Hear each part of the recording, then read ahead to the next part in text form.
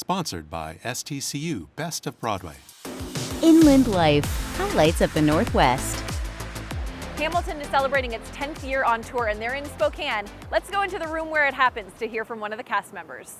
What goes on backstage, especially during intermission? I'm curious, we go to the bathroom and go maybe get a cocktail, but what happens with the cast behind the scenes? Yeah, all sorts of stuff. A lot of people, they want to take the costume off. They're kind of changing costumes, so we'll change back into our robes to be a little more comfortable through intermission.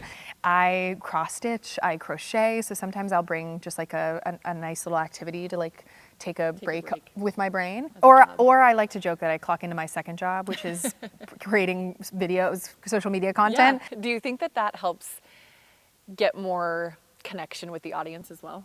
I mean, I can see it for sure with me. And then at the stage door, it happens all the time. Hey, I follow you on TikTok, I follow you on Instagram. And it does feel like it creates more of a connection with the audience.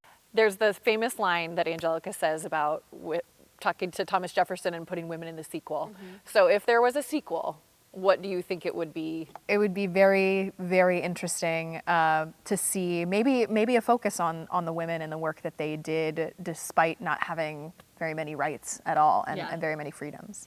And speaking of the women, this is about the founding fathers, but the women play a pivotal role. So what does that mean to you to play such a strong female character? I think that it's really cool to play women roles that have been written in a way that are so memorable, and then being able to, as an actor, as a person, make them hopefully even more memorable in your mind and sort of put the men in their place a little bit and be like, okay, we're here too, The show's in town until April 20th. Don't throw away your shot. Get tickets at BroadwaySpokane.com. Sponsored by STCU Best of Broadway.